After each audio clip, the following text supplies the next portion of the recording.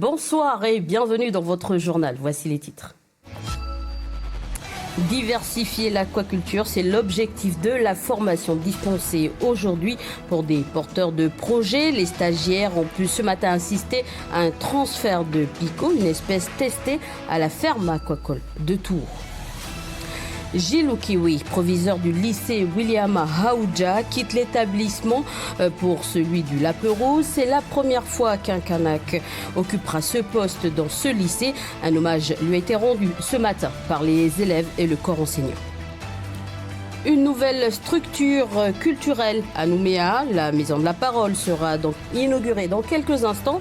En plus du Rex, donc les jeunes pourront s'exprimer à travers la poésie, le rap ou encore le slam. Nous serons en direct avec Damien Durieux, médiateur culturel de la mairie de Nouméa. Et enfin, des ateliers pour sensibiliser nos enfants à la protection de la nature. Romy et ses camarades ont participé aux activités que propose la Caisse des écoles de Koumak les mercredis après-midi. Objectif, aujourd'hui, fabriquer un bateau avec des objets recyclés. Je vous le disais, en titre à tout ce matin, débuter une formation axée sur l'aquaculture en Nouvelle-Calédonie. L'occasion pour les porteurs de projets d'échanger avec des professionnels et de visualiser avec eux le marché à l'export. Après la crevette, l'élevage, l'holoturie et les huîtres, qui semblent prometteurs, les stagiaires ont pu ce matin assister à un transfert de pico, une des espèces testées à la ferme aquacole de Tours. Un reportage de notre journaliste de la côte Est, Aurélie Chian.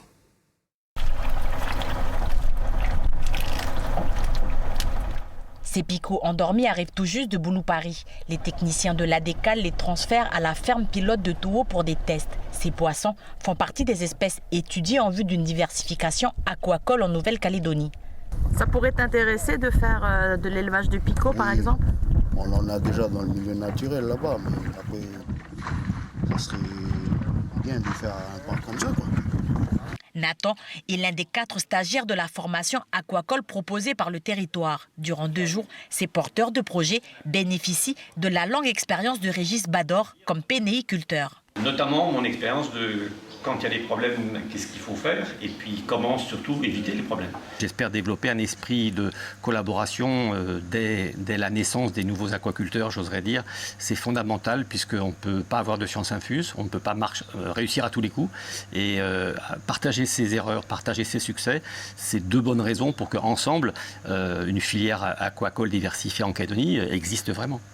L'ADECAL Technopole travaille depuis 10 ans à développer des filières d'avenir comme la pisciculture ou la production de microalgues. Leurs données permettent notamment d'orienter les pouvoirs publics et d'accompagner le développement. Grâce à elles, par exemple, on sait maintenant que l'élevage de loche truite ou de bénitier ne fonctionne pas. En aquaculture, il ne faut jamais s'arrêter sur un échec. Donc le picot a une place au niveau de la Calédonie, il y a une forte demande. L'huître, il y a un premier gros succès du CTA avec 100 000 naissins. Donc 100 000 naissins, ça va nous permettre de mettre en place les premiers essais de grossissement. Mais il faut savoir qu'en Polynésie, par exemple, il y a déjà eu une filière huître. Le bénitier, il y a un marché à l'export sur le bénitier d'aquarium.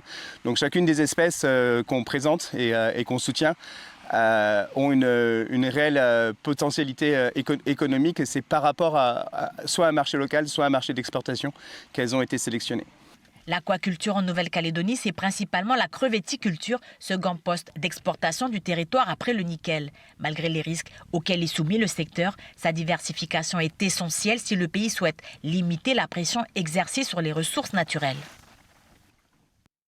Aux îles Loyauté à présent, après 4 années pleines au lycée William Aoudja à Lifou, Gilles Oukiwi quitte ce soir son île natale pour le lycée Laperouse à Nouméa avec un parcours atypique. L'enfant de Djehou a passé le concours national de direction en 1999 après avoir occupé le poste de principal adjoint dans un collège de France, de Lafoi, Nouméa ou encore Lifou. Et c'est au lycée Laperouse, encore une fois, à Nouméa que Gilles Oukiwi travaillera désormais avec un nouveau corps enseignant et des nouveaux élèves. Aujourd'hui, c'était son dernier jour à Lifou. Un reportage de notre journaliste Henri Nailolo. Voilà, monsieur, vous allez partir. Puis de la part de tous les élèves, non, vous souhaite une bonne continuation. Puis que le Seigneur, il vous garde durant votre parcours. Discours des élèves, danse et musique ont rythmé cette matinée pour marquer le dernier jour de travail de leur proviseur avant son départ pour Nouméa. Gilles Oukéoué, l'enfant de Djihou, aura marqué son empreinte au lycée William Ahaoudia. Ses collègues reconnaissent ses compétences. Il a su, à travers les 4 ans qu'il a passé ici au lycée, nous faire partager son expérience et relever le lycée jusqu'à devenir l'un des meilleurs lycées de la Calédonie, quoi. Il m'a permis d'avoir de la confiance, de m'avoir perfectionné professionnellement et d'aimer mon métier que j'occupe actuellement. Le premier Kanak a occupé le poste de proviseur dans son île, a su relever d'énormes défis. Du lycée William Ahaoudia, il retient ce qu'il appelle le management à l'océanienne. Ce que j'appelle moi le management à l'océanienne, c'est de partir tout simplement de l'humain. Et les nouvelles technologies, les techniques, tout le reste doivent servir l'humain. Et on s'est rendu compte ici, en tout cas à l'ITFU, au lycée William Ahaoudia, qu'effectivement c'est un management qui fonctionne, qui marche. Gilles Oukéoué retourne à la capitale où il terminera probablement sa carrière. Là-bas, un autre monde et d'autres défis l'attendent. Le lycée La Pérouse, c'est un autre défi. Pour moi, c'est un autre monde. Ici, je vis dans mon milieu culturel, mon environnement coutumier, culturel. C'est un autre monde. Donc, il va falloir travailler certainement différemment. Moi, j'ai eu une petite expérience au Collège Bodoux. Maintenant, les défis sont toujours devant. Et nous continuerons avec foi à relever tous ces challenges et tous ces défis. Marqué par l'attachement des élèves des îles et par la solidarité du personnel, l'enfant de l'IFU quitte son île et prendra ses fonctions au lycée La Pérouse le 1er août prochain. Merci Monsieur Oukéoué pour ces 3 ans et bon courage pour la suite.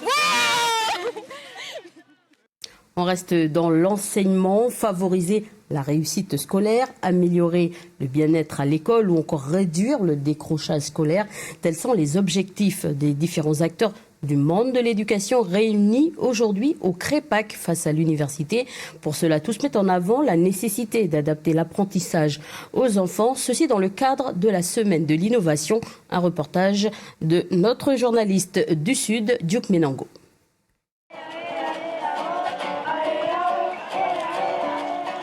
Au sein des pratiques innovantes pédagogiques, la musique en Nouvelle-Calédonie occupe une place particulière. Au-delà de la pratique musicale, pour ce collégien de Wayelou, faire partie de la seule classe orchestre de la province Nord favorise sa réussite scolaire. En fait, je suis motivée d'une classe et puis en fait, du coup, ça va. Par exemple, si j'étais dans une autre classe, je ne serais pas aussi motivée que maintenant. Ça m'aide à mieux travailler à l'école parce que s'il n'y avait pas ça, par exemple, s'il n'y avait pas la classe orchestre, si j'étais dans une autre classe, je serais moins concentrée dans les cours. Et moi, ça m'a fait gagner en confiance. Maintenant, j'ai plus peur d'aller sur scène. Parce qu'on a déjà fait des petits concerts, on va dire ça comme ça. Quand ils sont bien dans leur corps et qu'ils ont une confiance en eux, on voit tout de suite que dans les apprentissages, ça progresse très vite. Et effectivement, en français, en histoire, en mathématiques et dans les sciences aussi, on a tout un tas d'effets bénéfiques. Dans cette logique de bien-être à l'école, d'apprendre autrement, en adaptant cet apprentissage à son public scolaire, à Wani, la musique comme outil pédagogique prend tout son sens et les effets sont bien concrets. On est plongé au cœur de la culture kanak et on est tout à fait en lien avec ce que les enfants vivent au quotidien. Et donc la musique, le chant, mais aussi les arts visuels, puisqu'on a aussi de la sculpture, on a aussi des dessins. Puisque les intervenants de la FMI interviennent à tous ces niveaux-là. Le travail en équipe et la synergie des différentes forces est primordial pour que ces innovations pédagogiques fonctionnent.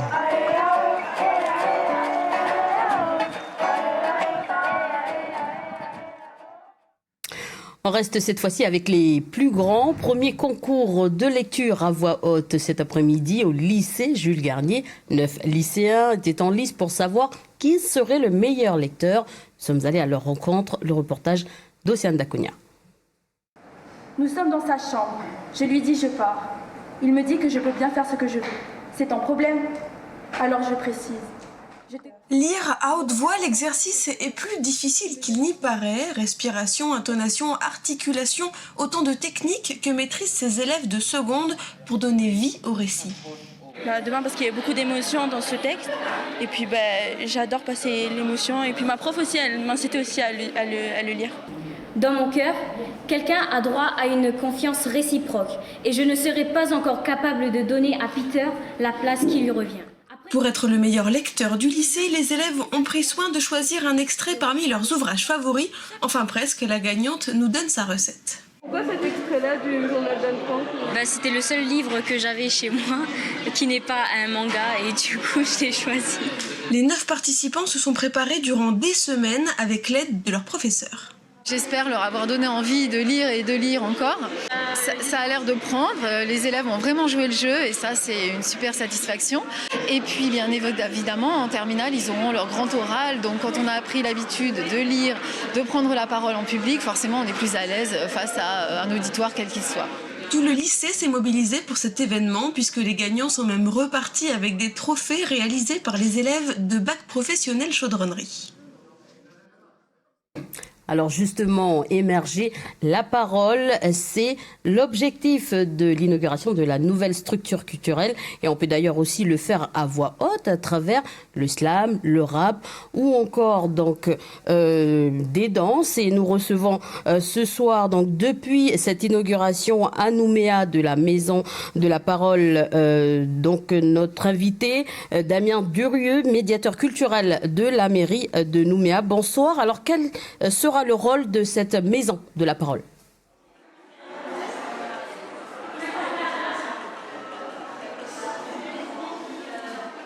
Bonsoir. La Maison de la Parole, c'est un lieu dans lequel les jeunes vont pouvoir venir s'exprimer avec une particularité. L'idée, c'est qu'on propose la possibilité de le faire sous toutes les formes possibles. Ce sera un complément du Rex. Quelle sera la différence avec le Rex, justement, qui est situé au centre-ville de la ville de Nouméa?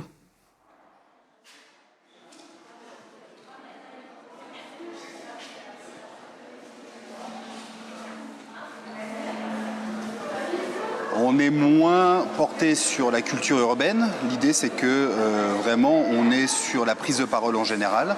Alors, la parole dans tous les sens du terme. La parole artistique, bien sûr, sous toutes ses formes, le slam, la poésie, le conte, mais aussi la parole qui soigne. J'ai envie de venir parler à quelqu'un, ça sera aussi un endroit dans lequel ils vont trouver la possibilité de venir s'exprimer. Et la parole qui permet de se sociabiliser. J'ai envie de m'exercer à un entretien d'embauche.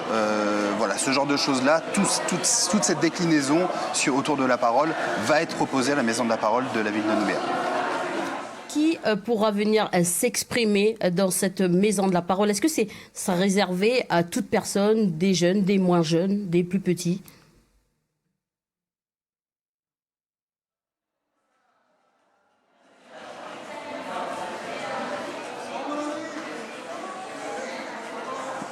Évidemment, c'est fermé à personne.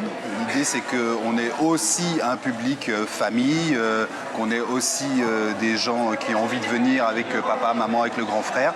Mais notre public cible, c'est évidemment les 16-26 ans, donc les plus grands, qui sont peut-être au moment de leur vie où c'est difficile de s'autoriser. Et donc, vraiment, c'est à eux qu'on s'adresse. Après, s'ils viennent accompagner, tant mieux, c'est toujours mieux de partager. Alors, question pratique pour terminer cet entretien. Où est-ce qu'on peut trouver la Maison de la Parole? À quelle heure sera ouverte cette structure? À quelle heure sera fermée? Donc pour les jeunes qui souhaitent venir dans cette structure.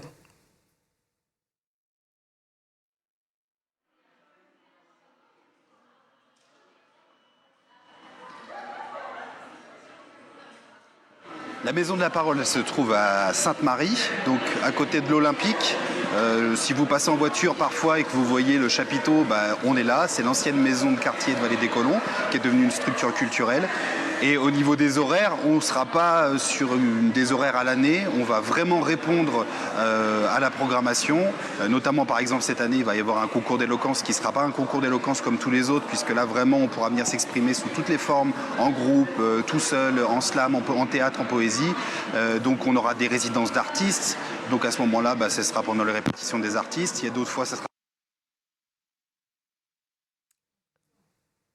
Damien Durieux, donc merci d'avoir accepté notre invitation ce soir. Donc visiblement nous avons peut-être un problème de son. Donc merci d'avoir accepté notre invitation et désolé donc aux téléspectateurs pour ce problème technique.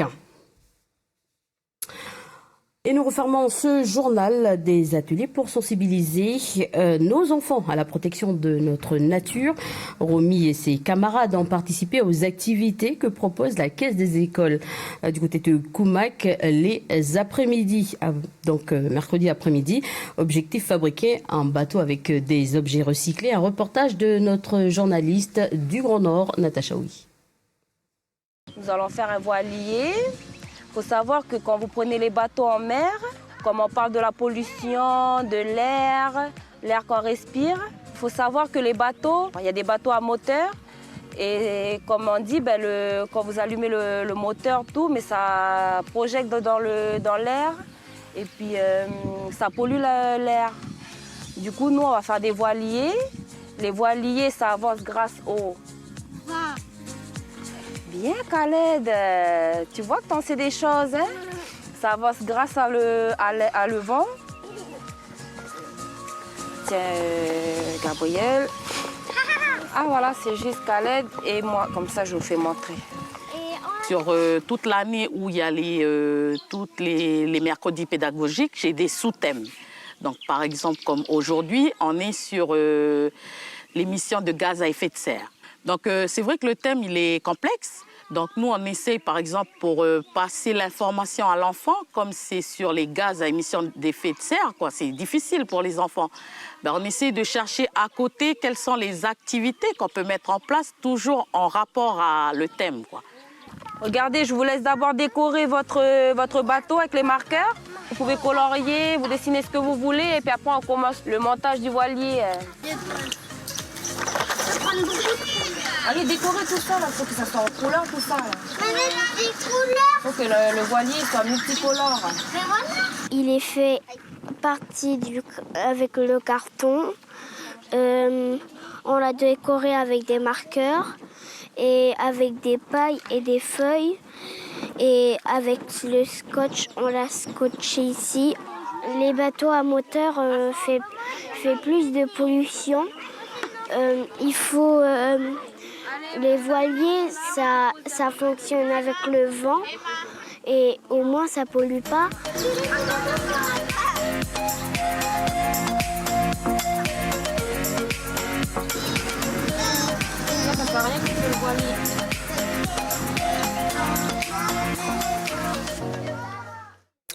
Voilà, donc c'est avec les enfants de Koumak que s'achève cette édition. Merci de votre attention, merci de votre fidélité. À 19h55, retrouvez votre émission Zone Interdite. Belle soirée en notre compagnie.